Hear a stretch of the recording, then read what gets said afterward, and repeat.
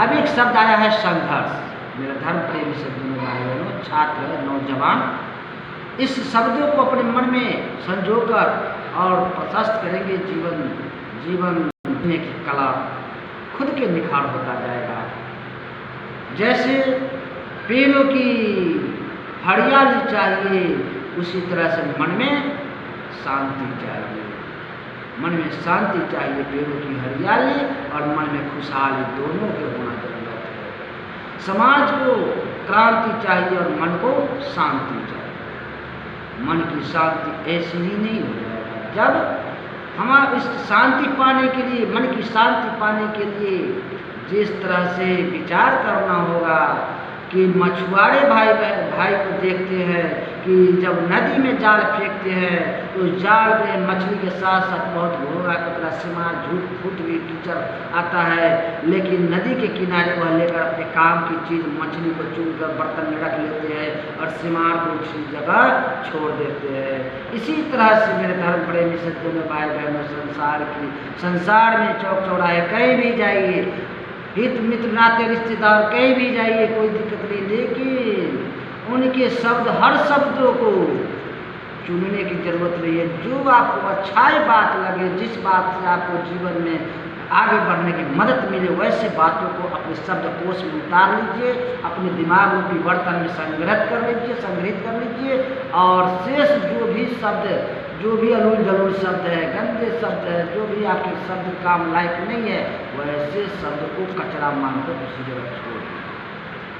तब हमारा मन शांति की ओर और अपने जीवन की ओर चलेगा। और सबसे मन में साहस, एक शब्द साहस भी आया, साहस को भी समझते चले। साहस हमारे मन के कार्य के प्रति रग में साहस और हिम्मत भरता है, ताकत भरता है। साहस में वह दम है कि हर कार्य को मंजिल तक पहुंचा देता है और वह परिश्रम करवा कर साहस मन को थकने नहीं देता है। काम के प्रति हमेशा हर कदमों में ताकत भरता जाता है और परिश्रम रूपी सीढ़ी पर हर छोटे कदम सफलता की ओर अग्रसर होता जाता है। सीढ़ी में दोनों गुण हैं। यदि ऊपर चढ़ाने का गुण सीढ़ी में है तो उसी सीढ़ी में नीचे उतारने का भी गुण है।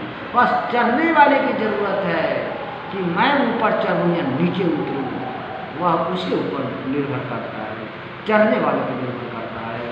जिस तरह से अंधेरी रातों में छोटी सी चिराग रास्ता प्रशस्त करता है, कीचड़ कांटे और सांप बिच्छू से बचाता है, इसी तरह से जीवन रूपी हरियाली में ज्ञान रूपी प्रकाश की होना जरूरत है, ज्ञान रूपी विवेक रूपी चिराग का होना जरूरत है। अब थोड़ा सा विचार करेंगे, ज्ञान क्या है,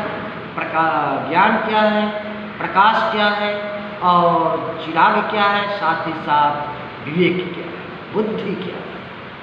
तो जिस तरह से एक ही गेहूं के आटे को 3 श्रेणियों में विभक्त किया जाता है।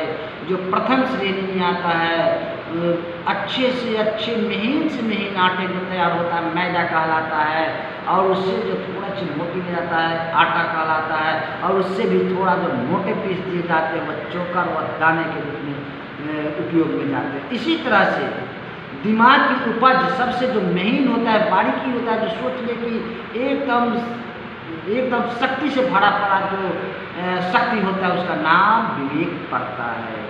और वह विवेक हर कार्य में मदद करता है, चाहे वह आध्यात्मिक का कार्य हो, चाहे वह जो भी कार्य। तो विवेक कहाँ मिलता है, विवेक कहाँ बढ़ता है? तो विवेक बड़े बुजुर्गों के अनुभव में छुपा है। विवेक जैसे आध्यात्मिक शक्ति में छुपा हुआ है, विवेक सत्संग में छुपा हुआ है, विवेक जैसे ईश्वर के नाम शक्ति में छुपा हुआ है, और विवेक जैसे टॉर्च की तरह जल जल कर रोशनी प्रदान करता है, जिसमें व्यक्ति को जीवन जीने की कला प्रदान करता है और साहस रग रग में ताकत करता है। बुद्धि क्या है? बुद्धि जैसे विवेक से थोड़ी सी मोटी, जैसे गेहूं की थोड़ी सी मोटी आटा कहलाता है, उसी तरह से विवेक से थोड़ी सी मोटी बुद्धि कहलाता है। बुद्धि हमें अच्छे बुरे निर्णय करने का मदद करता है, ताकत देता है, और बड़े से बड़े कार्यों को भी सुलभ करने की ताकत